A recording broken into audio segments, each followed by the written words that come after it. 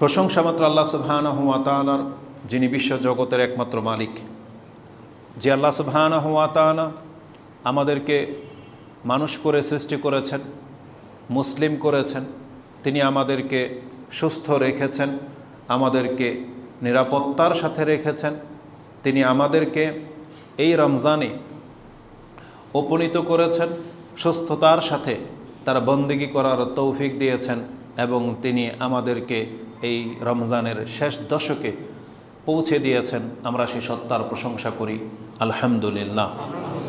সালাতু ওয়া সালাম প্রিয় নবী মুহাম্মদুর রাসূলুল্লাহ সাল্লাল্লাহু আলাইহি ওয়াসাল্লামের প্রতি, যিনি আল্লাহ সুবহানাহু ওয়া তাআলার উত্তম ইবাদতকারদের মধ্যে শ্রেষ্ঠতম ব্যক্তি ছিলেন, যিনি আল্লাহ সুবহানাহু ওয়া তাআলার আনুগত্যের সুউচ্চ শিখরে পৌঁছেছিলেন এবং যাকে আমাদের জন্য উসওয়ায়ে হাসানা করা হয়েছে, যার পথ একমাত্র পথ যা মানুষকে নাজাতের দিকে নিয়ে যাবে, যার উপরে সালাত এবং সালাম পাঠকারী আল্লাহর পক্ষ থেকে 10 বার সালাত এবং সালাম প্রাপ্ত হয়ে থাকে, যার উপরে সালাত এবং সালাম পাঠকারী তার 10টা মর্যাদা উঁচু হয় এবং 10টা পাপকে মাফ করা হয়।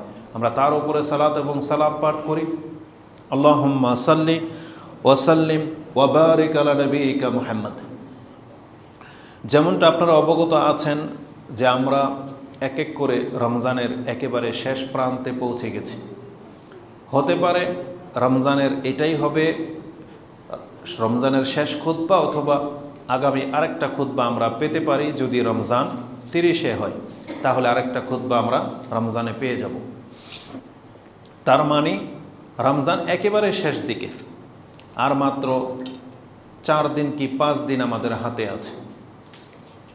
যে রমজানকে আমাদের জন্যে সুসংবাদ এবং সতর্ককারী হিসেবে প্রেরণ করা হয়েছিল, যেমন রমজান আমাদের জন্য বরকত, রহমত, নাজাতের ছিল, তেমনি রাসূলুল্লাহ সাল্লাল্লাহু আলাইহি ওয়াসাল্লামের একটি বদদোয়াও রয়েছে যে মান আদরাকা রমাদান ফালাম ইউগফার লাহ। যেই ব্যক্তি রমজান মাস পেল কিন্তু তার পাপ মাফ করা হয়নি, ফাদাখালান নার, এই ব্যক্তি জাহান্নামে যাবে। আর এই দোয়ার পেছনে রাসূল সাল্লাল্লাহু আলাইহি সাল্লাম আমিন বলেছেন, যে হাদিস আপনারা বারংবার শুনেছেন। তা রমজান শুধু সুসংবাদ বয়ে আনেনি, বরং একটা সতর্ক বার্তা এখানে রাখা হয়েছে যে যারা রমজানকে কদর করেনি তারা লাঞ্ছিত হবে। তো কারা সৌভাগ্যবান, কারা তার পাপকে মাফ করাতে পারলো, এটা আমরা প্রত্যেকে যার যার খবর জানি। তবে আমরা আল্লাহর কাছে দোয়া করি যাদেরকে ক্ষমা করা হয়েছে আল্লাহ যেন আমাদেরকে তাদের অন্তর্ভুক্ত করেন, আমিন। রমজানের এই খুতবাতে এসে অনেকগুলো বিষয় আমাদের সামনে এসে দাঁড়িয়েছে।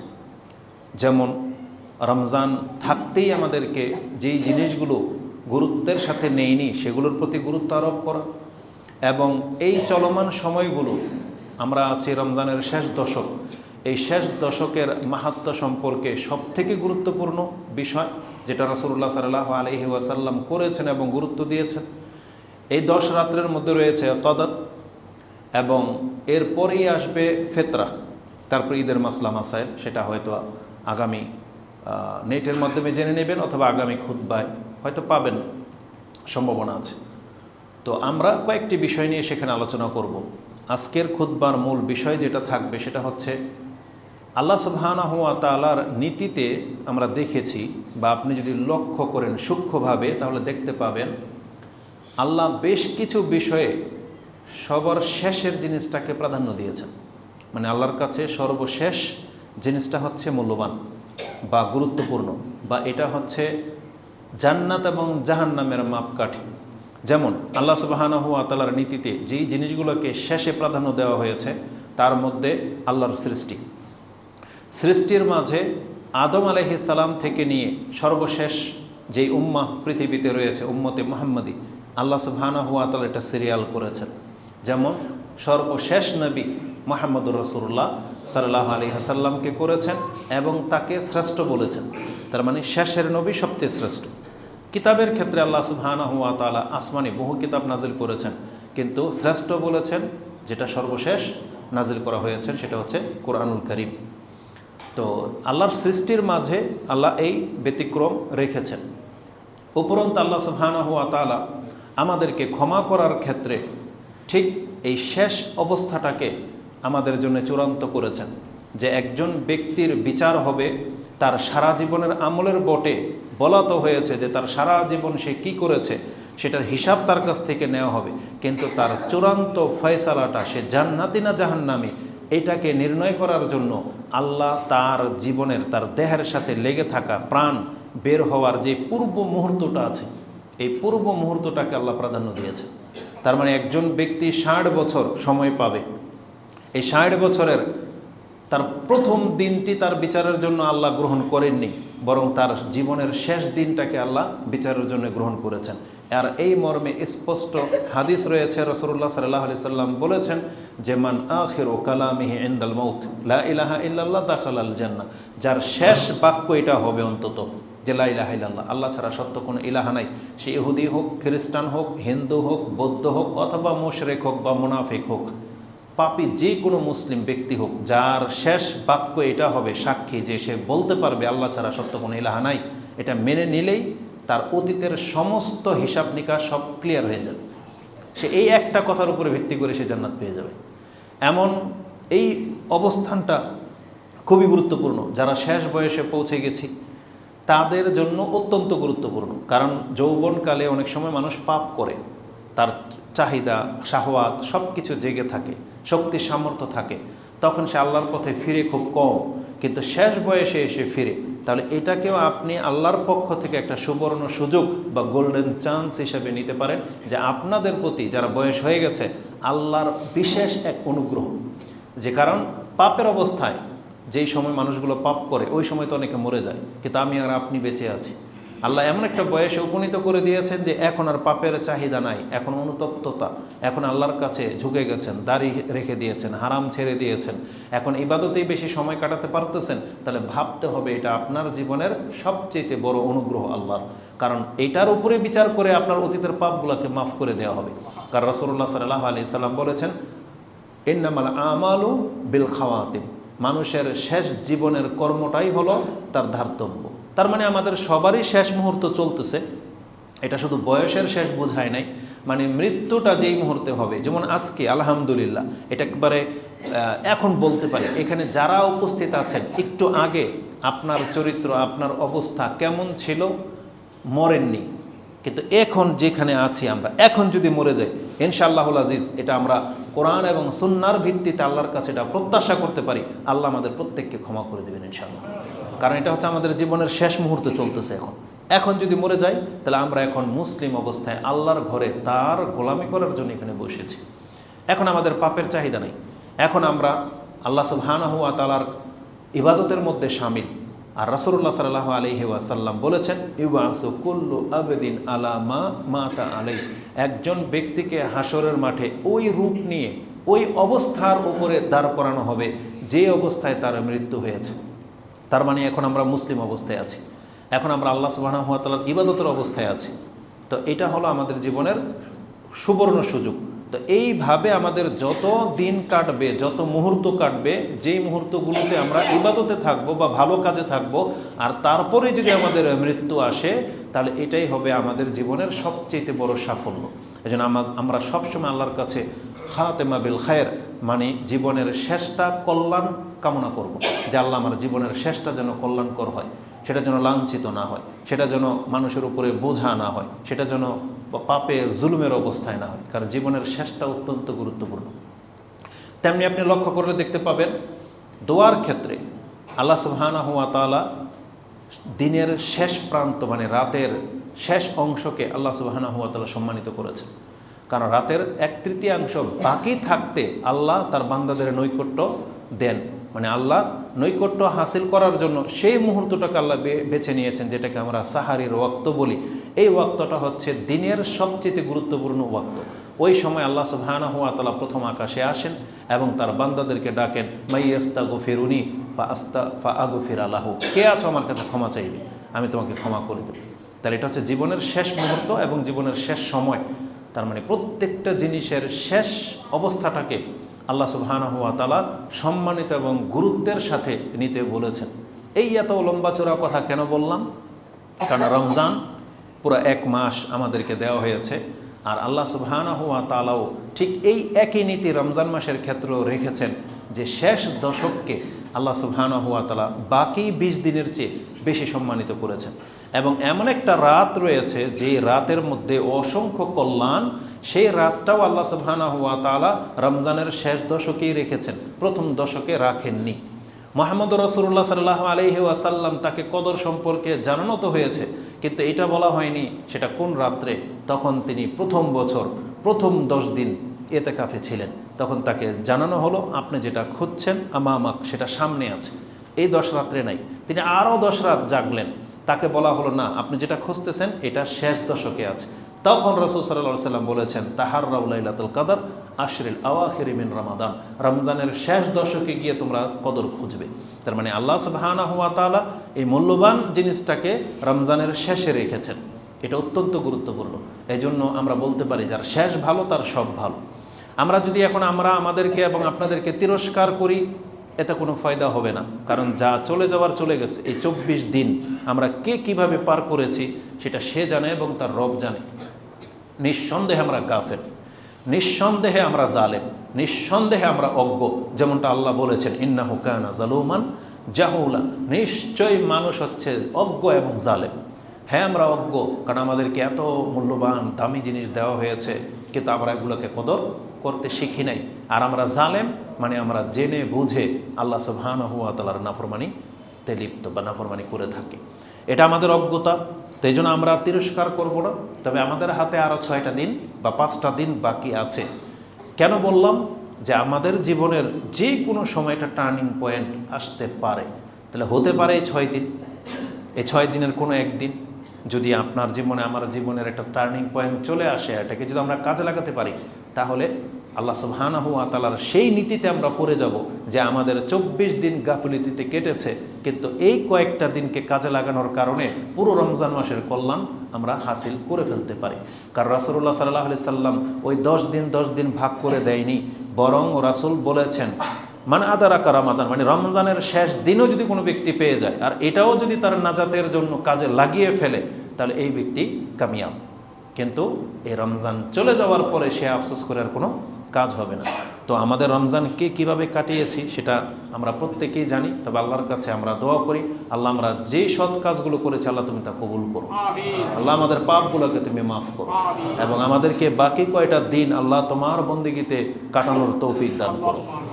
তাহলে রমজানের গুরুত্বপূর্ণ আলোচনার মধ্যে সব থেকে গুরুত্বপূর্ণ বিষয় হচ্ছে এই 10 দিন, রমজানের শেষ 10 রাত 10 দিন। কারণ এই 10 দিনকে রাসূলুল্লাহ সাল্লাল্লাহু আলাইহি ওয়াসাল্লাম এবং সাহাবায়ে কেরাম এত গুরুত্বের সাথে নিয়েছেন। তাদের চরিত্র থেকে যেটা জানা যায় যে মুহাম্মদুর রাসূলুল্লাহ সাল্লাল্লাহু আলাইহি ওয়াসাল্লাম তিনি বলেছেন লা রুহবানিয়াতা ফিল ইসলাম, ইসলামে বৈরাগ্যতার কোনো স্থান নাই। তার মানে কেউ সংসার কাজকাম কথাবার্তা ছেড়ে দেবে, তারপরে এইভাবে সে জঙ্গলে বা একা ঘরে পড়ে থাকবে, ইবাদত মানে কাটাবে, এই স্থান ইসলামে রাখা হয় নাই। এবং তিনি তার ব্যক্তি জীবনে কোনো দিন এমন হয় নাই যে সারা রাত জেগে আছেন, এটা রাসূল সাল্লাল্লাহু আলাইহি ওয়াসাল্লামের সুন্নাহ না। তারপরে তিনি নফল ইবাদতের ক্ষেত্রে তার স্ত্রীদেরকে কোনো দিন প্রেশার দিতেন না, তিনি নিজে নফল পড়তেন কিন্তু স্ত্রীদেরকে তিনি জাগাতেন না, বাধ্য করতেন না নফল পড়তে। কিন্তু সেই রাসূল সাল্লাল্লাহু আলাইহি ওয়াসাল্লাম তিনি এই 10 দিন তার নিয়মের খেলাফ করেছেন। সে 10 দিন তিনি সারা রাত জেগেছিলেন, আহিয়াল্লাইলা। তারপরে তার স্ত্রীদেরকে আইকাজা আহালা, তার স্ত্রীদেরকে জাগিয়ে রাখতেন এই 10 দিন। এটা নিয়মের খেলাফ, সারা রাত জেগে থাকা, পরিবারকে জাগানো। কেন? অত্যন্ত গুরুত্বের সাথে যখনই 10 রাত চলে আসতো সাদ্দাল মেইজার, তিনি কাপড়কে বেঁধে নিতেন, মানে শক্ত করে ইবাদতে। যেই মুহাম্মদ সাল্লাল্লাহু আলাইহি ওয়াসাল্লাম তিনি তার ব্যক্তি জীবনে ইযা কানা মিনাল লাইলি ইযা কামা মিনাল লাইল, আয়েশা রাদিয়াল্লাহু তাআলা আনহা বলতেছেন তিনি জীবনের কোনো এক রাতে, মানে রাতে যখনই তিনি দাঁড়ান হাত্তা তাতাফাত্তারা কাদামাহু, তার পা ফুলে বালিশের মতো ফুলে যেত, পানি জমে যেত। তিনি রমজান ছাড়াই এইভাবে কাটাতেন রাত। আর কদর রাত কি করতেন তাহলে? যে সাধারণ রাত্রে কখনো তিনি এমন লম্বা দাঁড়িয়ে থাকতেন আল্লাহর সামনে যে তার পা ফুলে যেত, আর তাহলে 10 রাত রাসূলুল্লাহ সাল্লাল্লাহু আলাইহি সাল্লাম কীভাবে কাটাতেন? তার একটা বর্ণনায় তো রয়েছে যে সাহাবায়ে কেরামরা বলেছেন যে আমাদেরকে নিয়ে রাসূলুল্লাহ সাল্লাল্লাহু আলাইহি সাল্লাম কয়েক রাত সালাত মসজিদে জামাত অবস্থায় আমরা আদায় করেছি। শেষের নামাজটা তিনি সাহাবায়ে কেরামরা বলেছেন আমাদের ভয় লেগে গেল যে আজকে মনে হয় আমরা সাহারি খেতে পারবো না। নামাজে দাঁড়িয়েছে সন্ধ্যা রাতে, তার মানে রাত 9টা 10টা 11টা ওই সময়ে, আর রাসূল সাল্লাল্লাহু আলাইহি সাল্লাম নামাজরত অবস্থায় সাহারি হয়ে গেছে। সাহারি পর্যন্ত তিনি এই নামাজই কন্টিনিউ করেছেন। তাহলে এটা ছিল রাসূলুল্লাহ সাল্লাল্লাহু আলাইহি সাল্লাম রাতের কিয়াম। এইভাবে তিনি এতটা মেহনত করতেন। আবু বকর রাদিয়াল্লাহু তাআলা আনহু সম্পর্কে বলা হয়েছে যে কানা আবু বকর ইউসাল্লি ফিল আশরিনা রামাদান কা সালাতুহু সাইরা সানা। আবু বকর রাদিয়াল্লাহু তাআলা আনহু তিনি 20 রাত পর্যন্ত ওইভাবে রাত জাগতেন, ওইভাবে রাতের ইবাদত করতেন বা কিয়াম করতেন যেভাবে তিনি সারা বছর করেন। সুবহানাল্লাহ। কিন্তু ইজা দাখালাল আশর, কিন্তু 10 দিন যখন চলে আসতো, শেষের 10 দিন, ইজতাহাদা, তিনি কঠোর মেহনত করতেন। তা আবু বকর রাদিয়াল্লাহু তাআলা আনহুর মেহনত কেমন হতে পারে এটা আপনারা অনুধাবন করতে হবে। তো আমাদের সালাফদের সম্পর্কে এই দিক নির্দেশনাগুলো আমাদেরকে দেওয়া হচ্ছে। এই কথাটা বলতে গিয়ে আমাদের সালাফদের আরেকটা কথা মনে পড়ে গেল, খুবই মারাত্মক বা খুবই হৃদয় স্পর্শকাতর কথা। আমাদের একজন সালাফ বলেছেন, কানাস সালাফ, মানে আমাদের সৎলোকেরা, পূর্বের সৎলোকেরা, ইয়াহযারুনা ফালাতাতিল লিসান বিগাইরি সাওমিহিম, আমাদের সালাফগণ সৎলোকেরা তাদের জবানকে হেফাজত করতেন, যদিও তারা সিয়াম অবস্থায় নেই, সর্ব অবস্থায়, মানে সিয়াম রাখা অবস্থায় না, সাধারণ অবস্থাতেই ইয়াহযারুনা ফালাতাতিল লিসান, তারা তাদের জবানের আলফাল ব্যবহার থেকে বিরত থাকতেন। ফাকাইফা বিহিম ইযা সামু, তাহলে আমাদের সেই সৎলোকদের জীবন কেমন হতো যখন তারা সিয়াম রেখে নিত। তার মানে যেই ব্যক্তিটা সিয়াম ছাড়াই অকথ্য ভাষা ব্যবহার করে না, সিয়াম ছাড়াই জবানকে আলফাল কাজে ব্যবহার করে না, গীবত তো দূরের কথা, তার জবান দিয়ে ঠাট্টা মস্কারি টিটকারি গান বাজনা এগুলো তাদের জবান দিয়ে বের হতো না, তারা এগুলো থেকে বেঁচে থাকতেন, অথচ তিনি সিয়াম অবস্থায় নাই। তো বলতেছে যে তিনি আশ্চর্য হয়ে বলতেছেন যার চরিত্র এমন, তো কাইফা বিহিম ইজা সামু, তাহলে এই লোকটা যদি সিয়াম রেখে নিত তখন তিনি কি করতেন, কি উত্তম চরিত্র হয়ে যেত তার।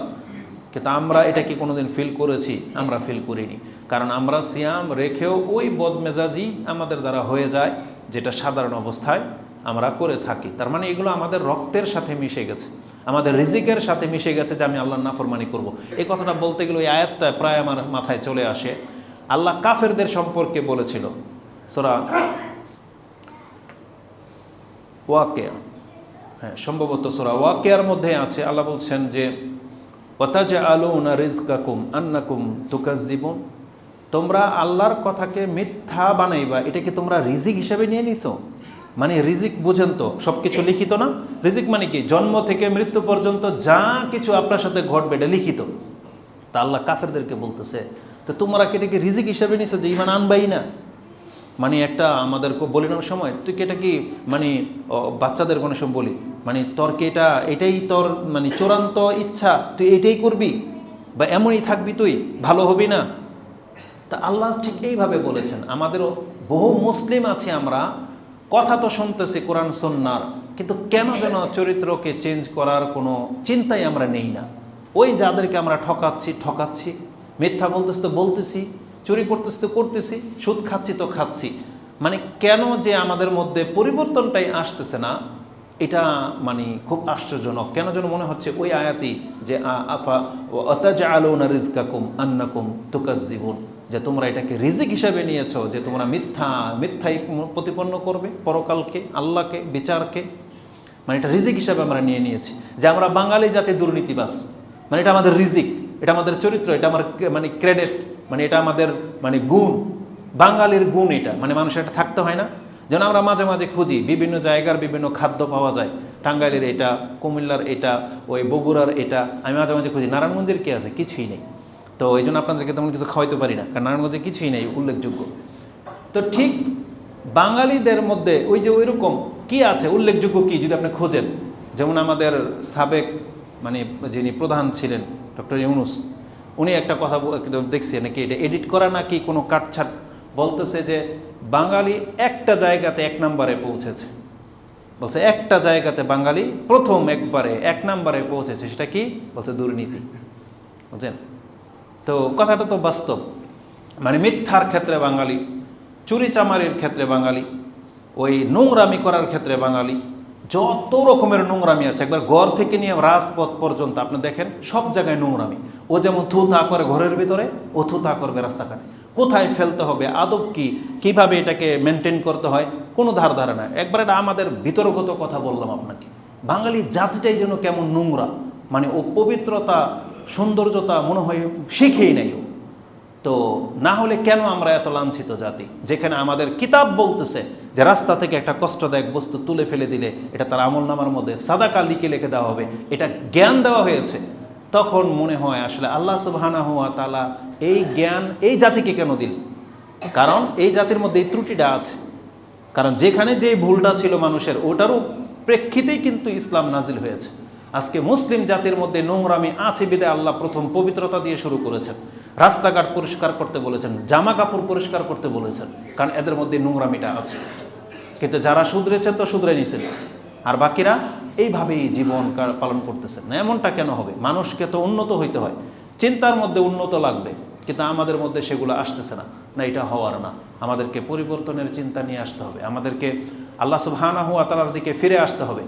আল্লাহ সুবহানাহু ওয়া তাআলা বলেছেন ফাফিরু ইলাল্লাহ, তোমরা আল্লাহর দিকে ফিরো। আর আপনারা জেনে নেন পৃথিবীর বয়স যে শেষ হয়ে যাচ্ছে, আর আল্লাহ সুবহানাহু ওয়া তাআলার এটা একটা কৌশল যে আল্লাহ সুবহানাহু ওয়া তাআলা বলেছেন আমি প্রত্যেকটা জনপদকে কিয়ামতের আগে ধরব, প্রত্যেকটা জনপদকে। বেশি দিন শান্তি টিকে থাকবে না। আজকে আরবদের গালফের এই জীবন, উন্নত জীবন দেখে আমরা ধোঁকা খেয়ে যাই। তারা পেট্রোলের উপরে পুরাটা মানে মানে জীবনটাকে গড়ে নিয়েছে। কিন্তু দেখেন এই যে যদি এই যুদ্ধ লেগে যায় বা কিছু একটা হয়, এগুলো সব তছনছ হয়ে যাবে। এই সমস্ত ভোগবিলাসী জীবন তছনছ হয়ে যাবে। তখন আর হায় আফসোস করে কোনো কাজে হবে না। তবে এটা আল্লাহর ওয়াদা যে আল্লাহ ধরবে, প্রত্যেকটা মুসলিম রাষ্ট্রকেও ধরবে। তারপরে গিয়ে একটা সময় গিয়ে আল্লাহ সুবহানাহু ওয়া তাআলা পৃথিবীকে হালাক করে দেবেন। তার মানে আমাদের যে আরাম আয়েশ বা আমরা যেই উন্নত চিন্তা নিয়ে বাঁচি যে আমি খায়েশাতের মধ্যে ডুবে থাকবো, সেই সময় হয়তো আমরা আর পাবো না। এটা হচ্ছে আমাদের মতো স্বপ্নের মতো। যেমন আমরা একটা স্বপ্ন দেখতেছি, বিশেষ করে আমি যে প্রয়োজনে একটা গাড়ি কিনবো বা লাগবে, স্বপ্ন দেখি প্রতিনিয়তই, কিন্তু যখন দেখি তেলই নেই, বলছে তেলই বিলে বন্ধ হয়ে যাবে, তখন আমাদের আর গাড়ি কিনা কোনো দিন হবে না। তা আমাদের মুসলিমরা যারা জীবনটাকে একবারে পানির সাথে ভাসিয়ে দিয়েছেন, আপনি জেনে নেন আমাদের এই স্বপ্ন স্বপ্নই থেকে যাবে। এইটা দুনিয়াকে আপনি জান্নাত আর বানাইতে পারবেন না। এই জন্য আমাদেরকে যেই জান্নাত আল্লাহ প্রস্তুত করে রেখেছেন, আমাদেরকে সেটাকে গুরুত্ব দিতে হবে। এই জন্য রাসূলুল্লাহ সাল্লাল্লাহু আলাইহি সাল্লাম বলেছেন এটা হচ্ছে সবচেয়ে দামি, যেটা আল্লাহ আমাদের জন্য রিজার্ভ করে রেখেছেন। রাসূল বলেছেন মান খাফা আদলাজা ওমান আদলাজা বালাগাল মানজিলা আলা ইন্না সিলাতাল্লাহি গালিয়াতুন আলা ইন্না সিলাতাল্লাহিল জান্নাহ। তোমরা জেনে রাখো যেই ব্যক্তি ভয় পায় সেই প্রস্তুতি নেয়, আর যেই ব্যক্তি প্রস্তুতি নিতে পারবে সে তার গন্তব্যে পৌঁছে যাবে। তোমরা কি জানো আল্লাহর কাছে যেই দামি একটা সম্পদ আছে, সেই দামি সম্পদটা হচ্ছে আল জান্নাত। জান্নাতকে আমাদেরকে সবচেয়ে বেশি গুরুত্ব দিতে বলা হয়েছে। এই জন্য দুনিয়ার জীবনটাতে আমরা নিজেদেরকে অনেকভাবে ডুবিয়ে ফেলেছি, এখান থেকে লাগামকে টেনে ধরতে হবে। তাহলে আমাদের হাতে আর মাত্র কয়েকটা দিন সময় আছে। এই 10 রাত্রর ইবাদত নিয়ে কথা বলতে আর নতুন কোনো কিছু বলার নাই, কারণ নতুন কোনো ওহী গতকালকে রাতে নাজিল হয় নাই। যা ওহী নাজিল হয়ে যাওয়ার হয়ে গেছে 1400 বছর আগেই। এই জন্য ওই কথাগুলোই শুধু আপনার মাথায় স্মরণ করিয়ে দেওয়া, জাগিয়ে দেওয়া, এই জন্য এই খুতবার ব্যবস্থা। এই জন্য নতুন করে এই 10 রাত্রের নিয়ে আর কোনো কথা বলার তেমন কিছু নাই। তবে এতটুকু স্মরণ করিয়ে দিই, এই 10 রাত্রের মধ্যে আল্লাহ সুবহানাহু ওয়া তাআলা একটা রাত রেখেছেন, সেটা হচ্ছে লাইলাতুল কদর, যেটা জীবনের সবথেকে মূল্যবান একটা রাত। এই রাতকে আমাদেরকে মূল্যবান করতে হবে, মানে মূল্যায়ন করতে হবে। রাসূলুল্লাহ সাল্লাল্লাহু আলাইহি ওয়াসাল্লাম এ রাত সম্পর্কে আমাদেরকে জানিয়েছেন। আল্লাহ কোরআনে এই রাত সম্পর্কে একটা সূরা রেখেছেন, যেটা আপনারা জানেন, সূরা আল কদর, যেটা আম্পারাতে রয়েছে 97 নম্বর সূরা। এবং এই কদর সম্পর্কে সূরা দুখানেও আল্লাহ কয়েকটা আয়াত সেখানে নাজিল করেছেন। এই কদরের বৈশিষ্ট্যটা তুলে ধরতে চেয়েছেন আল্লাহ সুবহানাহু ওয়া তাআলা। তার মধ্যে যেটা সব থেকে গুরুত্বপূর্ণ কথা আল্লাহ বলেছেন সেটা হচ্ছে লাইলাতুল কদর খায়রুম মিন আলফি শাহর। এটা হচ্ছে মর্যাদার দিক থেকে কেউ যদি কম্পেয়ার করতে চায় তাহলে তাকে 1000 মাসকে যোগ করতে হবে। তার মানে আমরা যদি মাস 30 দিনে ধরে নেই তাহলে 30,000 রাত। একজন ব্যক্তি 30,000 রাত জেগে যেই ইবাদত করে যেই নেকিটা জমা করবে, আল্লাহ বলেছেন কোনো ব্যক্তি যদি কদরের রাত্রের ইবাদতে যোগ্য হয়ে যায়, তৌফিক পেয়ে যায়, তাহলে এই এক রাত্রের ইবাদতে তার আমল নামায় যা জমবে তা 30,000 রাতের ইবাদত দিয়েও সেটা পুরো হবে না। এই এক রাত্রের ইবাদতে যতটুকু আপনি পাবেন, এটাই আল্লাহ বলেছেন খায়রুম মিন আলফি শাহর, মানে 1000 মাস থেকে উত্তম হচ্ছে একটা রাত, যেটা হচ্ছে লাইলাতুল কদর। রাসূলুল্লাহ সাল্লাল্লাহু আলাইহি ওয়াসাল্লাম তিনি বলেছেন যে এই রাত্রের গুরুত্বপূর্ণ যেটা সবচেয়ে কঠিন মেসেজ, যে রাসূল বলেছেন লাইলাতুল কদর খায়রুম মিন আলফি শাহর মান হুরিমাহা, যেই ব্যক্তি এই কদর থেকে মাহরুম হয়ে গেল, ফাকাদে হরিম, সেই ব্যক্তি হলো মূলত মাহরুম, মানে বঞ্চিত। মানে যেই ব্যক্তি কদরের রাত জাগা থেকে বঞ্চিত হয়ে গেল, সেই মূলত আসল কল্যাণ থেকে বঞ্চিত হয়ে গেল। এবং রাসূল বলেছেন ওয়ালা ইয়াহরুমু কুল্লাল মাহরুম, একমাত্র বঞ্চিতরা ছাড়া এ রাত থেকে কেউ মাহরুম হবে না। তার মানে নিজেকে আমরা যেন বঞ্চিত না করি, আমরা যেন মাহরুম না করি, আমরা যেন নিজেদেরকে অপারক না করি, এজন্য আমাদেরকে সতর্ক করা হয়েছে।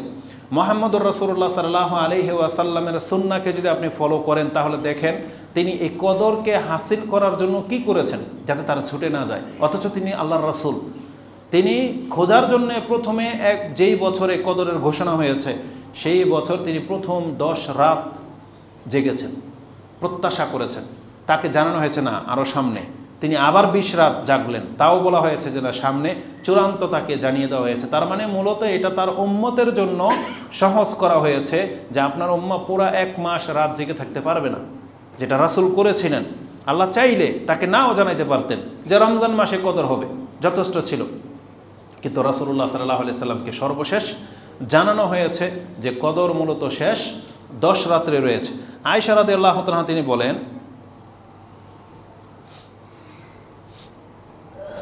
ওটা একটু আয়েশা রাদিয়াল্লাহু তাআলা তিনি বলেন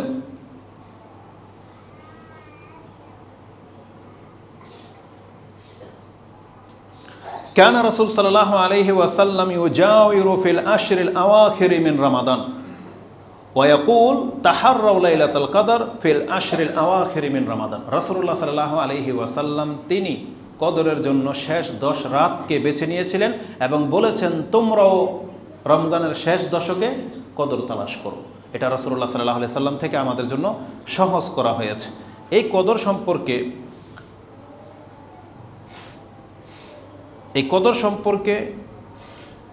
কি একটা কথা বলতে গিয়ে যেন ছুটে গেল।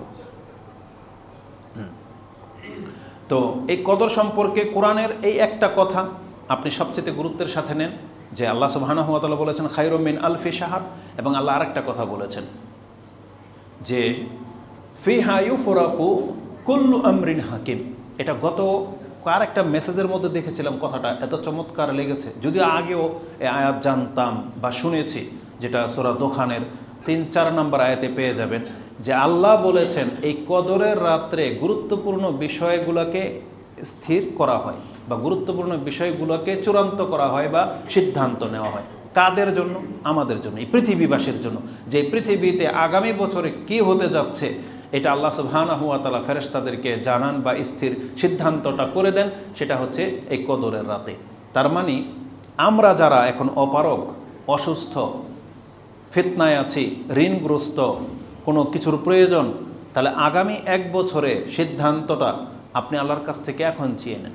তার মানে এখনই আপনি নিজেকে যোগ্য করে নেন, যাতে ওই সিদ্ধান্তটা আল্লাহ সুবহানাহু ওয়া তাআলার পক্ষ থেকে সঠিক, মানে ভালো করা হয় আপনার জন্য। আল্লাহ সুবহানাহু ওয়া তাআলার সবটাই সঠিক, সবটাই আমাদের জন্য ভালো, কিন্তু কিছু কিছু বিষয়কে আল্লাহ সুবহানাহু ওয়া তাআলা হ্যাঙ্গিং করে রেখেছে, যে আমার কোনো বান্দা এটা আমার কাছে চাইলে পাবে, নাহলে চাইলে পাবে না, চাইলে তাকে দেওয়া হবে, নাহলে তাকে দেওয়া হবে না। যার ফলেই তো দোয়ার ব্যবস্থা করা হয়েছে। কারণ রাসূলুল্লাহ সাল্লাল্লাহু আলাইহি সাল্লাম বলেছেন তাকদীরকে যদি কোনো কিছু পরিবর্তন করতে পারে তাহলে সেটা কি? দোয়া। দোয়া মানুষের তকদিরকে ঘুরাই ফেলতে পারে। তার মানে আল্লাহ ওই ব্যবস্থা করে রেখেছে, তোমার জীবনে এমনটাই কাটবে, যদি আমার জন্য আমার কাছে দোয়া করো তাহলে আমি এখান থেকে তুলে তোমাকে এখানে নিয়ে আসবো। এটা আল্লাহ ওই তকদিরেও লিখে রেখেছেন। এই জন্য দোয়াটাকে তকদিরের মাপকাঠি বানান, যে আপনি যেন আপনার হাতে আল্লাহ কলম ধরিয়ে দিয়েছে যে তুমি তোমার তকদির লিখো। তুমি ভালো হইতে চাও, সুস্থ হইতে চাও, সন্তান চাও, না কি করবা তুমি লিখো। তার মানে এটা আপনি আল্লাহর কাছে অ্যাপ্লাই করতেছেন।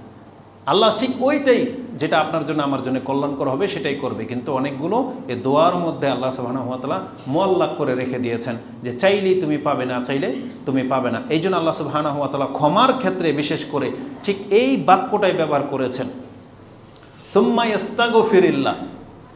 পাপ হয়ে গেছে, জুলুম হয়ে গেছে, তারপরে যেই ব্যক্তি ক্ষমা চাইবে, ইস্তেগফার এটা হলো তলব করার ক্ষেত্রে চিন্তা অতিরিক্ত যোগ করা হয়েছে। এটা হচ্ছে যেমন ইস্তিসকা, ইস্তিসনা, তারপরে যে ইস্তিগফার, এটা হচ্ছে ক্ষমা চাওয়া। আল্লাহ বলছেন যে চাইবে সে ক্ষমা পাবে, যে চাইবে না সে ক্ষমা পাবে না। কারণ একজন ব্যক্তির সম্পর্কে বলা হয়েছে ইবনে জুদআন, আমরা বহুবার সে হাদিস বলেছি, যে সেই ব্যক্তি ভালো ভালো কাজ করত, আত্মীয়তার সম্পর্ক রক্ষা করত, খাওয়াতো, তখন বলছে হাল যাকা নাফিউহু কালালা।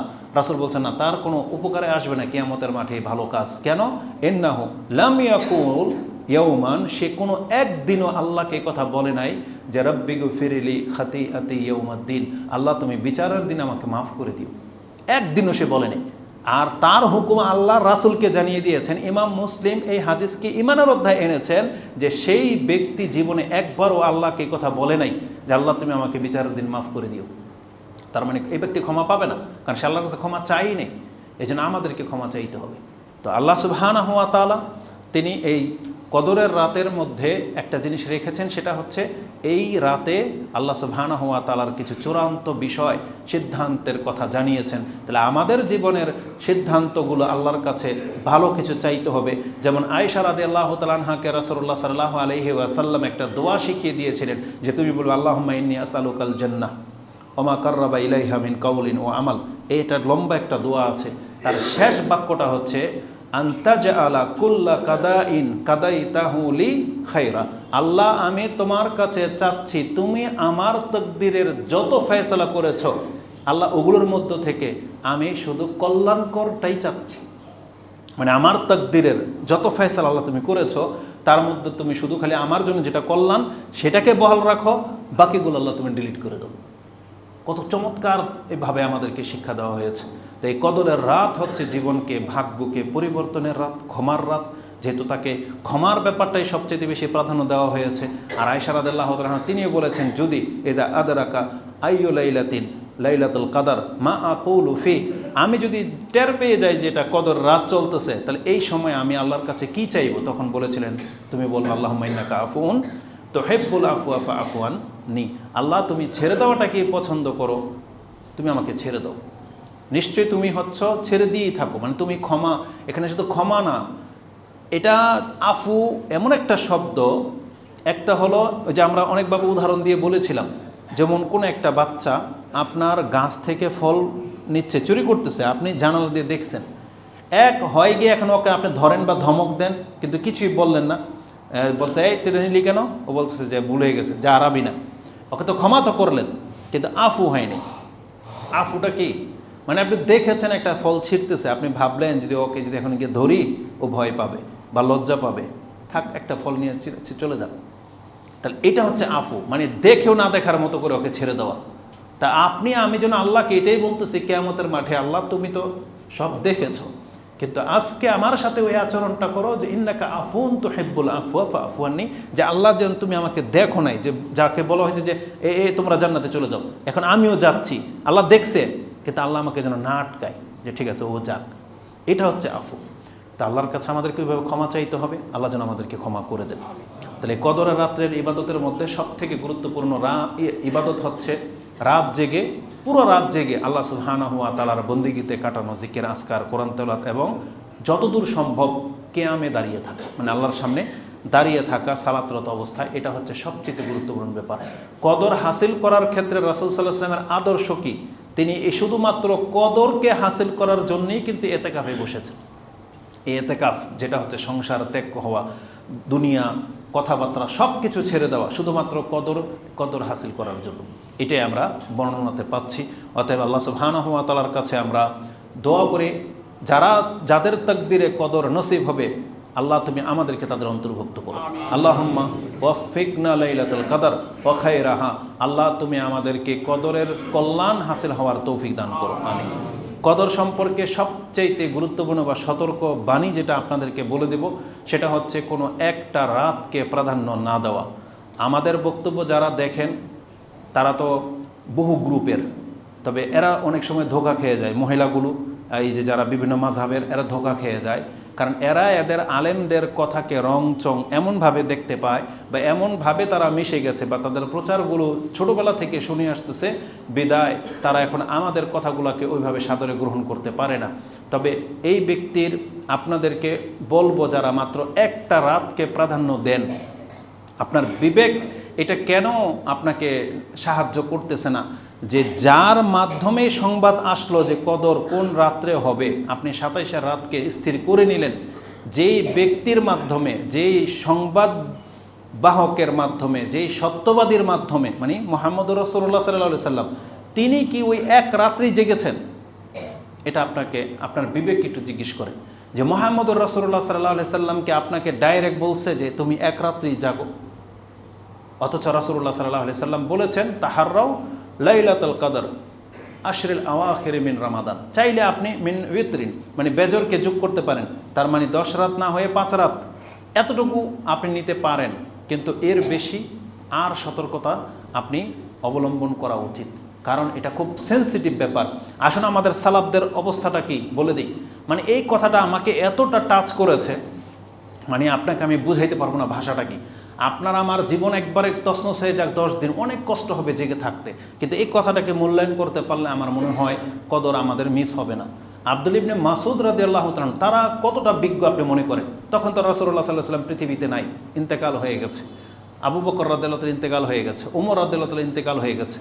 ওই সময়গুলোর কথা আব্দুল ইবনে মাসউদ রাদিয়াল্লাহু তাআলাকে জিজ্ঞাসা করা হয়েছে কদর সম্পর্কে। তখন আব্দুল ইবনে মাসউদ রাদিয়াল্লাহু তাআলা তিনি কি বলেছেন জানেন? বলেছিল মান কামা সানাতা আসাবা লাইলাতুল কদর, যেই ব্যক্তির স্বভাব হলো সারা বছর তাহাজ্জুদ পড়ে, এই ব্যক্তি কদর পেয়ে যাবে। বুঝেন কথা? যেই ব্যক্তি সারা বছর রাত জাগে, সেই ব্যক্তি কদর পেয়ে যাবে। এটা ইমাম মুসলিম কোট করেছেন, যেটা হচ্ছে 1670 পেয়ে যাবেন। তিনি এইভাবে কথা বলার মানিটা কি? তিনি তো হিটলারি করেন নাই, যেটা আমাদের হুজুরগুলা হিটলারি করতেছে যে এক রাত্রেই এই কদর, সেটা 27 রাত। কারণ অথবা উকবা ইবনে আমের অথবা উবাই ইবনে কাব, তাকে জিজ্ঞাসা করা হয়েছে আপনার ভাই আব্দুল ইবনে মাসউদ তো বলতেছে এইভাবে, তখন তিনি বলছেন রাহমাহুল্লাহ, আল্লাহ তার উপর রহম করুক, ইউরিদু বা উরিদা সে ইচ্ছা করেছে এটা যে আল্লাহ ইয়াত্তাকিলান নাস, মানুষ যাতে কোনো এক রাতকে ভরসা করে বসে না থাকে, এটা ছিল তার উদ্দেশ্য এইভাবে কথা বলার, যদিও তিনি জানেন যে কদর কবে। তার মানে কদর রমজানের শেষ দশকেই কদর, কিন্তু তিনি কোনো দিন এইভাবে ছাড় দিয়ে কথা বলেন নাই যে তোমরা মানে শেষ 10 রাত্রি কদর পেয়ে যাবে। আমার মনে হয় মুহাম্মদুর রাসূলুল্লাহ সাল্লাল্লাহু আলাইহি ওয়াসাল্লামের চাইতে সহজ তথ্য আর কেউ দিতে পারবে না আপনাকে। আর মুহাম্মদ সাল্লাল্লাহু আলাইহি সাল্লামের সহজ তথ্যটা কি? যে ব্যক্তি কল্যাণ চায় সে শেষ 10 রাত জাগুক। এটাই হচ্ছে মুহাম্মদ সাল্লাল্লাহু আলাইহি ওয়াসাল্লামের সবচেয়ে সহজ, কারণ তিনি নিজের জীবনে এটাই গ্রহণ করেছেন। আয়েশা রাদিয়াল্লাহু তাআলা আনহা থেকে একটা বিষয়, শুধু আপনি ভাববেন না যে মুহাম্মদ সাল্লাল্লাহু আলাইহি সাল্লাম তিনি হয়তো সক্ষম বিদায় বেশি নেকি তার গুরুত্ব ছিল এই জন্য 10 রাত জাগতেন না। রাসূল সাল্লাল্লাহু আলাইহি ওয়াসাল্লামের সুন্নাতের একটা নীতি আপনি শুনে রাখেন, আল্লাহ যদি তার কাছে 2টা জিনিস পেশ করে, জায়েজ, যে তুমি চাইলে আমার কাছ থেকে এখন 10 রাত নিতে পারো, তুমি চাইলে আমার কাছ থেকে 5 রাত নিতে পারো, তুমি চাইলে আমার কাছ থেকে 1 রাত নিতে পারো, তাহলে মুহাম্মদুর রাসূলুল্লাহ সাল্লাল্লাহু আলাইহি সাল্লাম আমাদের মতো পণ্ডিতি করতেন না যে না তাহলে আল্লাহ বেশি খুশি এবং 10 রাত্রেই নিতেন না। কারণ আয়েশা রাদিয়াল্লাহু তাআলা তিনি বলেছেন যখনই কোনো জায়েজ ক্ষেত্রে মুহাম্মদ সাল্লাল্লাহু আলাইহি সাল্লামকে অপশন দেওয়া হয়েছে, রাসূলুল্লাহ সাল্লাল্লাহু আলাইহি সাল্লাম আইসারা মিনহু, তার মধ্য থেকে যেটা সবচেয়ে সহজ রাসূল সাল্লাল্লাহু সেটা গ্রহণ করেছে, সবচেয়ে সহজ। তার মানে যদি রাসূল সাল্লাল্লাহু অপশন থাকতো যে হ্যাঁ শুধু বেজর রাত্রগুলোতে জেগে থাকলেই আমি কদর পেয়ে যাব, তার রাসূল সাল্লাল্লাহু সেটাই গ্রহণ করতেন। যদিও তিনি তার উম্মতের জন্য বলে গেছেন যে তোমরা অন্তত পক্ষে বেজর রাত্রগুলো মিস করো না, কিন্তু এটা অত্যন্ত সহজ ভাষায় বলা হয়েছে। আর কল্যাণকর হচ্ছে আপনি 10 রাত মুহাম্মদ সাল্লাল্লাহু আলাইহি সাল্লামের আদর্শটাকে নিয়ে নেওয়া, এই জন্য কোনো একটা রাতকে প্রাধান্য না দেয়া, এটা আমাদের জন্য কল্যাণকর হবে। এবার আসুন, কদর রাত আমরা পার করলাম, তারপরে আসবে আমাদের জন্য এতেকাফ, এতেকাফ তো যারা বসে গেছেন তো বসে গেছেন। এতেকাফ নিয়ে আমি লম্বা চড়া কোনো কথা বলবো না, শুধু 3টা কথা যে ভুলগুলো মানুষ বেশি করে। আমাদের কাছে তথ্য আসলো কেউ নাকি আবার এতেকাফের জন্য আলাদা পোশাক বানায়, কোনো মহিলার এরকম আছে আলাদা পোশাক পরে সে এতেকাফ করে ওই এহরামের মতো, এগুলো হচ্ছে গুমরাহি। এতেকাফের জন্য আলাদা কোনো পোশাক নাই। এতেকাফের জন্য ওই যে মানে আলাদা করে সব কিছু হইতে হবে না, বিষয়টা এরকম না। আপনি আপনার স্বাভাবিক জীবনযাপন যা, সেটা শুধু আল্লাহর জন্য খাস করে মসজিদে অবস্থান করা, এটা হচ্ছে এতেকাফ। এতেকাফের জন্য মসজিদ শর্ত, মসজিদ ছাড়া এতেকাফ হবে না। আর এটাই সঠিক আমাদের ওলামাদের থেকে আমরা যেটা পাচ্ছি, কারণ দলিল হলো আল্লাহ বলেছেন ওয়ালা তুবাশিরুহুন্না ওয়া আনতুম আকিফুনা ফিল মাসাজিদ। আল্লাহ ওই ফিল মাসাজিদ শব্দটাকে যুক্ত করে দিয়েছেন। আল্লাহ যদি এটা যুক্ত না করতেন তাহলে এতেকাফ যথেষ্ট ছিল। আল্লাহ যদি বলতেন ওয়ালা তুবাশিরুহুন্না ওয়া আনতুম আকিফুন, তোমরা যখন এতেকাফে থাকবে তখন স্ত্রীদের কাছে যেও না, কিন্তু আল্লাহ ওখানে আবার উল্লেখ করে দিয়েছেন ফিল মাসাজিদ, মসজিদে এতেকাফ হইতে হবে, সেটা পুরুষ হোক অথবা মহিলা হোক। আর আমরা যেটা দেখতে পাচ্ছি রাসূলুল্লাহ সাল্লাল্লাহু আলাইহি ওয়াসাল্লামের স্ত্রীগণও এতেকাফ করতেন, তার জীবদ্দশায় করেছেন এবং তার ইন্তেকালের পরেও করেছেন। কোনো মাযহাবী এটা প্রমাণ করতে পারবে না যে সাহাবায়ে কেরামের কোনো মহিলা ঘরে এতেকাফ করেছেন, প্রমাণ করতে পারবে না। অথচ রাসূলুল্লাহ সাল্লাল্লাহু আলাইহি সাল্লামের হুজরা আয়েশা রাদিয়াল্লাহু তাআলার ঘর আর মসজিদ মাত্র একটা দেয়াল। কয়টা দেয়াল? মাত্র একটা দেয়াল। মানে এটা তো ছিল কিবলা, আয়েশা রাদিয়াল্লাহু ঘরটা ছিল ডান দিকে, এইদিকে রাসূল সাল্লাল্লাহু এখান থেকে এসে মিম্বরে দাঁড়াতেন। তাহলে এই দেয়াল তারপরেই ছিল রাসূল সাল্লামের ঘর, আয়েশা রাদিয়াল্লাহু তাআলার ঘর, যেটাকে মসজিদ এখন বর্তমানে মসজিদের ভিতরে পড়ে গেছে। তাহলে এখানেও তো রাসূল সাল্লাম চাইলে বলতে পারতেন যে আয়েশা তুমি তো মসজিদের লগেই আছো, মসজিদে এতেকাফ করার কি দরকার। জাইনাব রাদিয়াল্লাহু তাআলার ঘর ছিল, রোকায়া, তারপরে ছিল উম্মে সালামা, সবার ঘরগুলো সিরিয়াল ভাই মসজিদের খুব কাছেই লেগুনো ছিল। এমনও কি রাসূল ইসলামের কোনো ঘর মিম্বর থেকে আওয়াজ কিচেন রুম পর্যন্ত চলে যেত। এক মহিলা আছে না যেটা সূরা কফ মুখস্থ করেছে কিচেন রুম থেকে, বলতেছে আমি মাতবাখ থেকে, পাক ঘর থেকে, রাসূল ইসলামের মুখ থেকে, মিম্বর থেকে তিনি প্রত্যেক জুমায় সূরা কফ তেলাওয়াত করতেন, ওটা শুনে শুনে মুখস্থ করে ফেলেছে। বুঝেন, একটা মহিলা তাহলে কতটুকু নিকটে ছিল। তাহলে রাসূল কি তাদেরকে বলেছেন তোমরা ঘরে এতেকাফ করো? না, বরং রাসূলুল্লাহ সাল্লাল্লাহু আলাইহি সাল্লাম কোনো এক বছর এসে দেখে এগুলো অনেকগুলা খেমা মসজিদের ভিতরে, বলছে এত খেমা কার?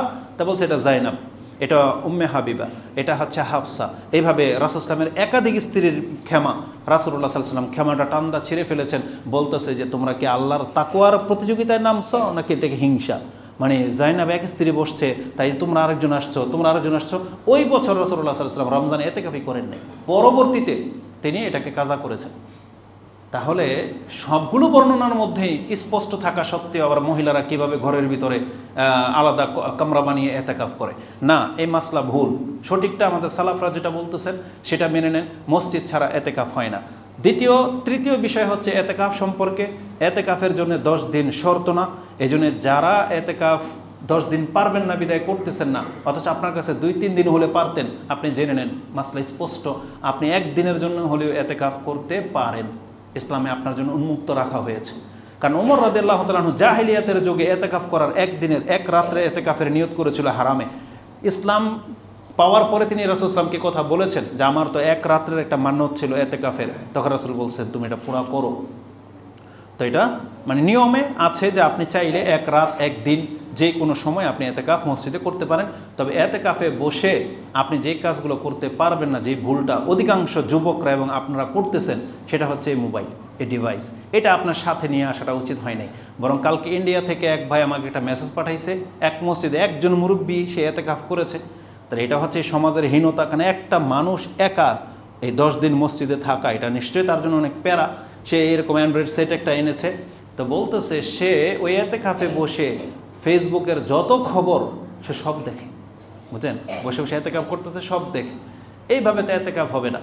আমাদের ওই ভাই এখানে আসছে কিনা জানি না, সে মাইন্ডে নেবেন না। আমাদের আরেক ভাই কালকে আমাদের সাথে দেখা করতে গিয়েছিল, তো উনি বলতেছে যে শেখ আমি তো এতেকাফে বসেছি, তারপরে সে আমার ওখানে গেছে আর কি, জমি সংক্রান্ত একটা বিষয়। তো বললো যে আমার একটা কাজে বেরোইছি, সাথে এখানে আসছি। তাই বলছে আপনি এতেকাফে আছেন, যে এতেকাফের ক্ষেত্রে বলা হয়েছে যে জানাজার নামাজও সে যাবে না, এতটা গুরুত্বপূর্ণ।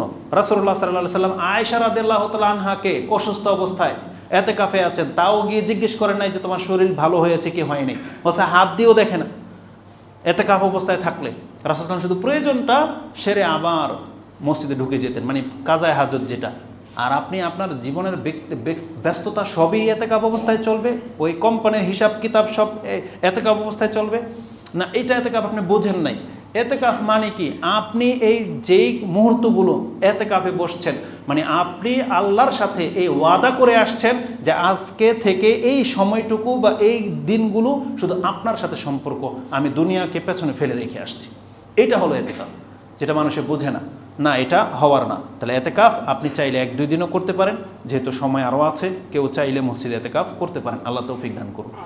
তারপরে সর্বশেষ বিষয় হচ্ছে জাকাতুল ফিতর। জাকাতুল ফিতর নিয়ে অনেক কথা, অনেক আলোচনা, এত সারা জীবনকে এগুলো নিয়ে আলোচনা করতে হয়। জীবনে একবার একটা শিক্ষা নিলে হয় না।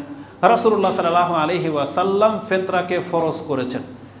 এই পুরো ফিতরা সম্পর্কে মাত্র 2টা হাদিস থেকে আপনাকে 5টা পয়েন্ট বলবো। আমার মনে হয় এর বাইরে আর ফিতরা সম্পর্কে তেমন কিছু জানার প্রয়োজন নেই। কি সে হাদিস 2টা? রাসূলুল্লাহ সাল্লাল্লাহু আলাইহি ওয়াসাল্লাম থেকে ইবনে ওমর তিনি বর্ণনা করেন, ভাষাগুলো শুনেন। প্রথম বাক্য, ফারাদা রাসূলুল্লাহ সাল্লাল্লাহু আলাইহি ওয়াসাল্লাম যাকাতাল ফিতর ও ফি রিওয়ায়াতিন সাদাকাতু রমাদান ও ফি রিওয়ায়াতিন সাদাকাতু রমাদান সাদাকাতুল ফিতর। 3-4টা শব্দ আসছে, জাকাতুল ফিতর, জাকাতুর রমাদান, সাদাকাতুল ফিতর, সাদাকাতুর রমাদান। এই 4টা শব্দ আপনি কোরআনে মানে হাদিসে পাবেন। এটা হচ্ছে ফিতরা সংক্রান্ত। কি? ফারাদা, রাসূল ফরজ করেছেন। কার উপরে? বলা হয়েছে সাআম মিন তামরিন, কি দিয়ে? 1 সা খেজুর, আউ শাইরিন ইলা আখির, এভাবে খাদ্যের নাম এসেছে। তারপরে বলা হয়েছে আলান নাস, প্রত্যেক মানুষ। এখানে মানুষ শব্দটা আসছে মূলত হচ্ছে মুসলিম, লিকুল্লি মুসলিমিন। আল্লাহর রাসূল প্রত্যেকটা মুসলিমের উপরে সাদাকাতুল ফিতর ফরজ করেছেন।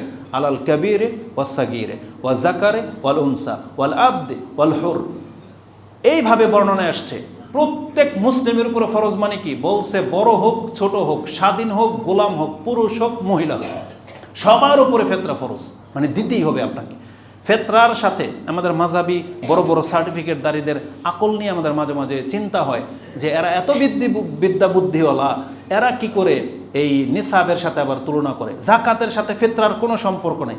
জাকাতের সম্পর্ক নিসাবের সাথে, ফিতরার সম্পর্ক হচ্ছে আত্মার সাথে। মানে আপনার দেহে প্রাণ আছে, আপনার উপরে ফিতরা ফরজ।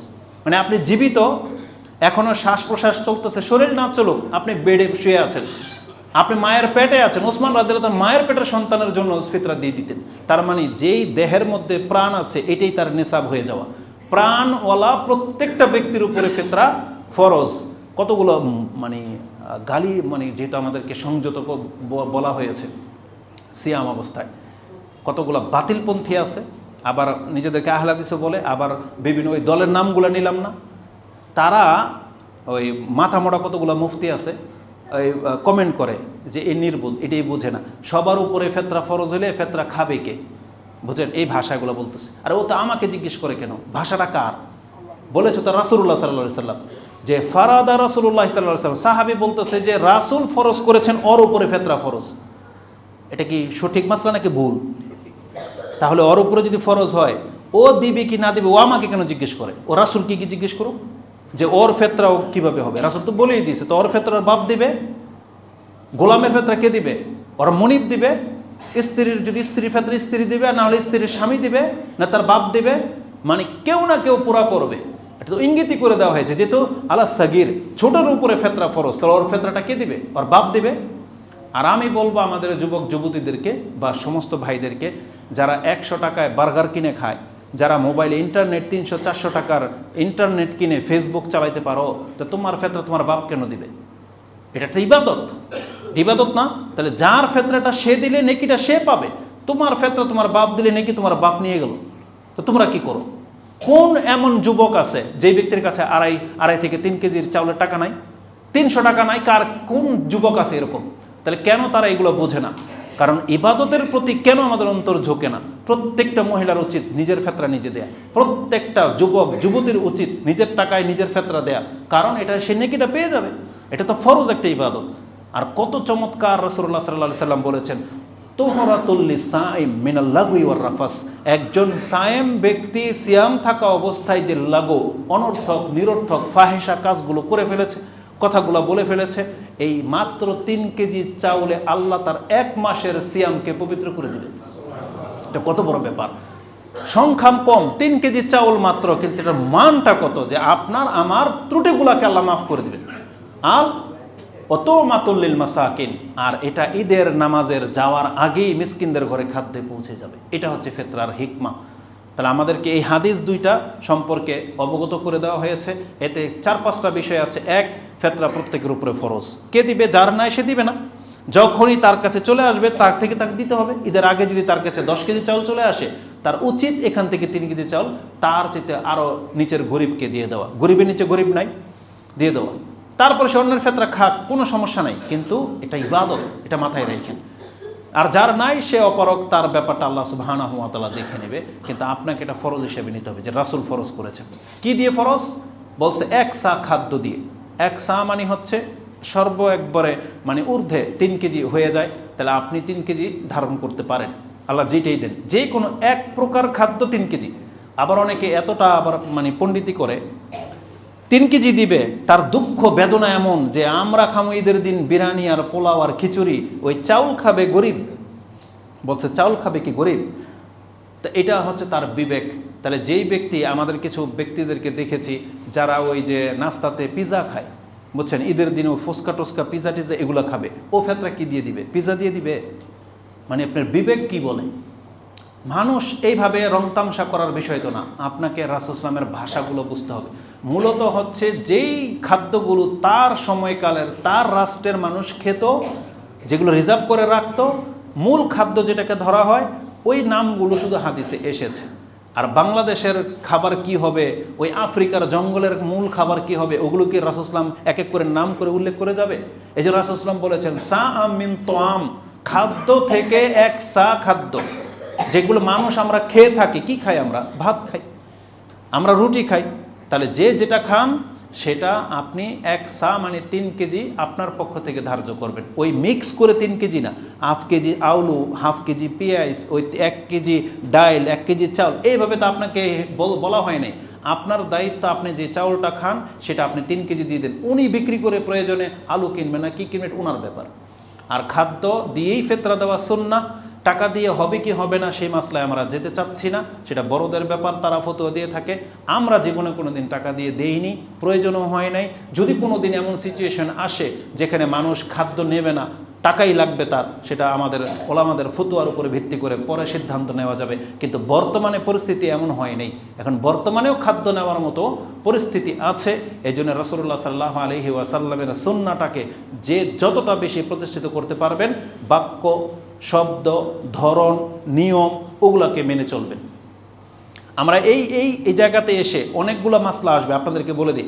হাদিসে আছে সকাল সন্ধ্যায় সাইয়্যিদুল ইস্তিগফার করতে হয়, তাহলে আল্লাহ সুবহানাহু ওয়া তাআলা ওই রাত্রে মরে গেলে তাকে জান্নাত দিয়ে দিবে। এখন আপনি প্রশ্ন করেন যে এই সাইয়্যিদুল ইস্তিগফারকে আমি সিজদায় পড়তে পারবো না হুজুর? আপনি প্রশ্ন করলেন কেন? যেখানে যেটা আছে এটাকে ওইভাবে রাখাটাই হচ্ছে সুন্নাহ, ওইখানে রাখাটাই হচ্ছে সঠিক ইত্তেবায়ে সুন্নাহ, মানে আপনি অনুসারী। আপনি আপনার মতো করে জায়েজ তো করা হয়েছে, করেন না, কিন্তু আপনার মাথাতে সবসময় খালি অতিরিক্ত চিন্তা যে আমি এটা করতে পারবো না, এটা করলে ক্ষতি হবে, আমি এটাকে বলতেছে যে আমি 1000 বার এই সাইয়্যিদুল ইস্তিগফার করতে পারবো না। কেন আপনার এই চিন্তাগুলো আসে? বর্ণনা কি নাই? যেইভাবে যা বর্ণনা আসছে সেটা মেনে নেওয়াটাই হচ্ছে উত্তম চরিত্রের অধিকারী হওয়া। এই জন্য আকবারায় কোনো কাজ করতে যেন না। হাদিসে আছে যেটা আপনি সেটা করেন। 1 সা খাদ্য দিয়ে ফিতরা দেওয়ার চেষ্টা করবেন। আমি আবারও বলি, যুবকরা আছে, নিজে যদি নেকি কামাইতে চাও তাহলে নিজের টাকা দিয়ে ফিতরা নিজেই দেওয়া উচিত। এটার সময়কাল কি? ঈদের আগে। মান আদ্দাহা কাবলা সালাহ ফাকাদ, বলা হয়েছে যে মান আদ্দা কাবলা সালাহ ফাহিয়া যাকাতুন মাকবুলাতুন, যেই ব্যক্তি নামাজের আগে ফিতরা দিবে তারটা যাকাতুল ফিতরা বলে গণ্য হবে। ওমান আদ্দাহা বাদা সালাহ ফাহিয়া সাদাকাতুম মিনাস সাদাকা, তাহলে তার এটা সাধারণ দান হিসেবে গণ্য হবে, ওটার ফিতরার নেকি হবে না। তার মানে বোঝা যাচ্ছে যে সাধারণ দানের চাইতে ফিতরার নেকি বেশি। যেমন কুরবানি, সাধারণ গোশত কাউকে খাওয়ানো, ওর চাইতে কুরবানি করে খাওয়ানো এটা বেশি নেকি। এই জন্য কুরবানির দিনের ওই একই হুকুম বলা হয়েছে। মান যাবাহা কাবলা সালাহ, বলা হয়েছে যেই ব্যক্তি কুরবানির আগে কুরবানি করলো, ফাহিয়া না, সেটা হচ্ছে লাহমুন, মানে তার নিজের খাদ্যের গোস্ত হয়ে গেল। ওমান জাবাহা বাদাস সালা ফাকাদ তাম্মা নুসুকুহু ওয়া আসাবা সুন্নাতাল মুসলিমিন, এটা আছে যে যেই ব্যক্তি নামাজের পরে কুরবানি করলো সেই ব্যক্তি কুরবানি পূর্ণ করলো এবং সে মুসলিমদের সুন্নাহ অনুযায়ী রইল। ঠিক ফিতরার একই ভাষায় হাদিস এসেছে যে নামাজের আগে দিতে হবে, পরে দিলে নষ্ট হইল না, মানে আপনার এটা সাধারণ দানের নেকি হবে, কিন্তু ফিতরার নেকিটা আপনি আর পেলেন না। এই জন্য রমজান এই ঈদের নামাজের যাওয়ার আগেই আপনাকে পুরা করে দিতে হবে। এই ক্ষেত্রে সতর্কতা মূলত কেউ যদি 1 দিন কি 2 দিন আগে জমা করে দেন এবং কেউ যদি এটা জমা রাখেন, যেমন আজকে এই মসজিদের কমিটি বিভিন্ন জায়গায় আমরা দেখেছি আহলে হাদিস অঞ্চলগুলোতে একটা মসজিদে সবার ফিতরা কালেকশন করা হয়, মানে এগুলোকে রিজার্ভ নেওয়া হয় 1 সপ্তাহ আগে থেকেই। এটাও জায়েজ পন্থা, জায়েজ, কেননা ওই যে আয়াতুল কুরসির যে হাদিসে সেখানে ওই বাইতুল মালের মধ্যে জাকাতের মাল রিজার্ভ রাখার কথা আছে, যেখান থেকে শয়তান খেজুর চুরি করেছিল, তখন আয়াতুল কুরসি শিক্ষা দিয়েছিল শয়তান। এই ঘটনাটা ফিতরা কেন্দ্রিকই রয়েছে। তার মানে বোঝা যাচ্ছে যে আপনি চাইলে 2, 3, 4 দিন আগে থেকেই রিজার্ভ করে নিতে পারেন। তবে এই ক্ষেত্রে ওলামাদের একটা ফতোয়া হলো, আপনি যে দায়িত্ব নিলেন আপনার দায়িত্ব ঈদের আগে এগুলোকে প্রচার করে দেবেন। এখন কেউ যদি বলে যে আমি ঈদের পরে আসবো, তো তার নামে পার্সেল রেখে এটাকে আউট সরাই ফেলে দেন, মানে এটা দেওয়া হয়ে গেছে। এভাবে আপনি করতে পারেন, তবে গরিমসি করবেন না, যেটা অনেক মোরলরা করে থাকে নাকি, তারা ফিতরা কালেকশন করে বন্টন করে ঈদের 1 সপ্তাহ পর। এটা সুন্নাহর খেলাফ, এটা চলবে না, এমনটা করবেন না। এমন দায়িত্বহীনতা থেকে তাহলে আপনি নিজের ফিতরা নিজে আদায় করে দেন, কারো হ্যান্ডওভার করবেন না। এখন ফিতরা কি একজনকে দিতে হবে নাকি আপনার 3 কেজি চাউল 30 জনকে দিবেন? যেভাবে আপনার খুশি, প্রয়োজন অনুযায়ী। একজনকে যদি সব দিতে হয়, আমাদের ফ্যামিলির 5 জন 15 কেজি চাউল যদি একজনকে দিতে হয়, প্রয়োজন হয় দিয়ে দিবেন একজনকে। যদি মনে হয় যে না অনেক গরিব 1 কেজি করে দিতে হবে, তাহলে আপনি জমা করে বন্টন করে দিয়ে দিবেন, এগুলো নিয়ে কোনো কথা নাই। তবে এর সাথে অতিরিক্ত যদি আপনি কিছু দিতে চান, ফেতরার মতো করে দেন। আপনার দরদ বেশি যেহেতু, তাহলে আপনি জাকাত থেকে কিছু টাকাও দিয়ে দেন। আর অতিরিক্ত যেহেতু আপনার মন বড়, এই জন্য আপনি পোলাও চাউল, তেল, ঘি, মরিচ যা লাগে ওটা দিতে পারেন, কিন্তু এটা ফিতরা হিসেবে গণ্য হবে না। ফিতরা কোনটা হবে? যেটা আপনার 2.5 বা 3 কেজি চাউল, ওটার সাথে আপনি যা পারেন দেন, গরুর গোশত দেবেন, খাসির গোশত দেন, কোনো আপত্তি নেই, কিন্তু এটাকে ফিতরা বলে আপনি গণ্য করতে পারবেন না, এটা উচিত হবে না। আল্লাহ আমাদেরকে তৌফিক দান করুন। আকুলু লিকাউলি হাযা আস্তাগফিরুল্লাহ লি ওয়া লাকুম ওয়া লিসাইরিল মুসলিমিন ফাস্তাগফিরু ইন্নাহু হুয়াল গফুরুর রহিম। আলহামদুলিল্লাহি রাব্বিল আলামিন ওয়াসসালাতু ওয়াসসালামু আলা আশরাফিল আমবিয়া ওয়াল মুরসালিন নবিয়িনা মুহাম্মাদিন ওয়া আলা আলিহি ওয়া সাহবিহি আজমাইন। বাদ এভাবে মাসলা মাসাইল তো বহু আছে, বলতে গেলে অনেক কথা বলা লাগে, কিন্তু আমাদের সর্বশেষ মেসেজ, যেহেতু এখন সব মানুষগুলো আসছে, কারণ তারা তো খুতবার প্রথমে আসে না, এ রমজান কিন্তু আজকের মতোই এ রমজানও একদিন আমাদের কাছ থেকে বিদায় নেবে। আমাদের জীবনের সবচেয়ে গুরুত্বপূর্ণ ইবাদত এই কয়েকদিনের মধ্যে যেটা হতে পারে সেটা হচ্ছে ইস্তিগফার, সেটা হচ্ছে আল্লাহর কাছে ক্ষমা চাওয়া। দেখেন আমাদেরকে ক্ষমা চাইতে হবে, এটা কিন্তু ক্ষমার মাস চলতেছে। এখন আপনার কোনো বাধা নাই, ক্ষমা চাইতে কোনো বাধা আছে? আপনি মসজিদে আসতে কোনো বাধা আছে? কারণ এতদিন আপনি বলতেন যে শয়তান আমাকে জাগায় না, শয়তান আমাকে ধরে রাখে, আমাকে শয়তান পাপ করায়। তো এখন কোন শয়তান করায়? এখন আল্লাহর কাছে যে আসছেন, কেউ আপনাকে বাধা দেওয়ার নাই।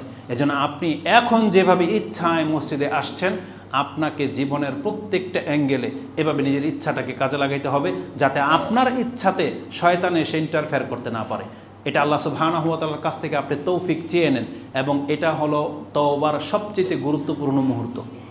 কিয়ামুল লাইল যখন করবেন তখনও সবচেয়ে বেশি আল্লাহর কাছে ক্ষমা চাইবেন, আর এখন এই মুহূর্তগুলো এগুলো হচ্ছে সবচেয়ে বেশি আল্লাহর কাছে ক্ষমা চাওয়ার মুহূর্ত। আর আল্লাহ সুবহানাহু ওয়া তাআলা নিজেও বলেছেন, মুক্তি পেতে হলে, সফল কাম হতে হলে তওবা ছাড়া, ক্ষমা চাওয়া ছাড়া বিকল্প কোনো পথ নাই। আল্লাহ বলছেন ওয়াতুবু ইলাল্লাহি জামিয়ান আইয়ুহাল মুমিনুন লাআল্লাকুম তুফলিহুন, যেটা আপনি সূরা নূর 24 নম্বর সূরার 31-এ পেয়ে যাবেন। আল্লাহ আমাদের সমস্ত মুসলিমকে আল্লাহর কাছে তওবা এবং ক্ষমা চাইতে বলেছেন। আমাদের উচিত আল্লাহর কাছে ক্ষমা চাওয়া। আমরা বলি আল্লাহ তুমি আমাদেরকে ক্ষমা করে দাও, আল্লাহ আমাদের জীবনের পাপগুলোকে আল্লাহ তুমি মাফ করে দাও, আল্লাহুম্মা তুমি আমাদেরকে ক্ষমা করো এবং আমাদের পিতামাতাদেরকেও ক্ষমা করো, এবং কিয়ামতের মাঠে আল্লাহ তুমি আমাদেরকে লাঞ্ছিত করো না। আল্লাহ তুমি আমাদের এই সিয়ামগুলোকে কবুল করো, আমাদের কিয়ামকে কবুল করো। আল্লাহুম্মা তাকাব্বাল মিন্না সিয়ামানা ওয়া কিয়ামানা ওয়া রুকুআনা ওয়া সুজুদানা ওয়া তিলাওয়াতাল কুরআন ওয়া সাদাকাতিনা ইয়া হাইয়্যু ইয়া কাইয়্যুম বিরহমাতিকা আস্তাগীস। আল্লাহুম্মা ইন্না নাসআলুকাল হুদা ওয়াত তুকা ওয়াল আফাফা ওয়াল গিনা আল্লাহুম্মা ইন্নাকা আফুউন তুহিব্বুল আফওয়া ফাআফু আন্না আল্লাহুম্মা ইন্না নাসআলুকাল জান্নাতাল ফিরদাউস ওয়া মা কাররাবা ইলাইহা মিন কাউলিন ওয়া আমাল ওয়া নাউযু বিকা মিনান নারি ওয়া মা কাররাবা ইলাইহা মিন কাউলিন ওয়া আমাল আল্লাহুম্মা আরিনাল হাক্কা হাক্কান ওয়ারযুকনা ইত্তিবাআ ওয়া আরিনাল বাতিলা বাতিলান ওয়ারযুকনা ইজতিনাবা আল্লাহুম্মা লা তাদআ লানা যামবান ইল্লা গাফারতা আল্লাহুম্মা লা তাদআ লানা যামবান ইল্লা গাফারতা ওয়ালা দাইনান ইল্লা কাদাইতা ওয়ালা মুবতালান ইল্লা আফাইতা ওয়ালা মারিদান ইল্লা শাফাইতা ইয়া রাব্বাল আলামিন আল্লাহুম্মা ওয়াফিকনা লাইলাতুল কদর আল্লাহুম্মা ওয়াফিকনা লাইলাতুল কদর আল্লাহ তুমি আমাদেরকে লাইলাতুল কদর আমাদের তকদিরে হাসিল হওয়ার তৌফিক দান করো আল্লাহ তুমি আমাদেরকে সুস্থতায় রাখো এবং আমাদেরকে যেভাবে নিরাপত্তায় রেখেছো আল্লাহ আমাদের রাষ্ট্রকে এবং আমাদের মুসলিমদেরকে আল্লাহ এইভাবে নিরাপত্তার সাথে আমাদেরকে বাঁচিয়ে রাখো আমিন রাব্বাল আলামিন আল্লাহ আমাদেরকে তোমার কাছে মুসলিম হয়ে সাক্ষাৎ করার তৌফিক দান করো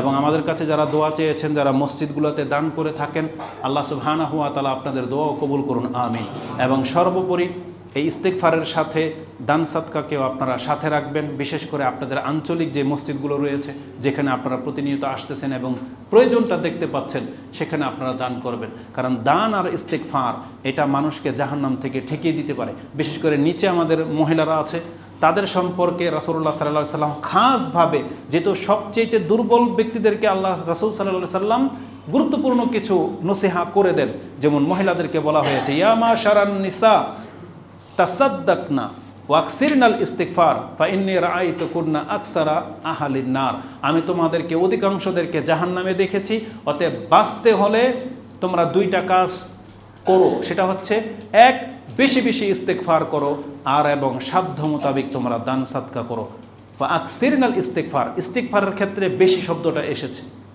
তার মানে এই দুইটা জিনিস মানুষকে জাহান্নাম থেকে ঠেকিয়ে দিতে পারে একটা হচ্ছে ইস্তিগফার ক্ষমা চাওয়া আর একটা হচ্ছে দান সাদকা এজন্য আপনারাও এই ইবাদতের মধ্যে দানটাকে রাখবেন যাতে সালাত দান সিয়াম এগুলো সব একসাথে আমলনামায় জড়ো হয়ে যায় আল্লাহ তুমি আমাকেও তৌফিক দান করো আমিন সুবহানাকাল্লাহুম্মা রাব্বানা বিহামদিকা আশহাদু আল্লা ইলাহা ইল্লা আনতা আস্তাগফিরুকা ওয়া আতুবু ইলাইক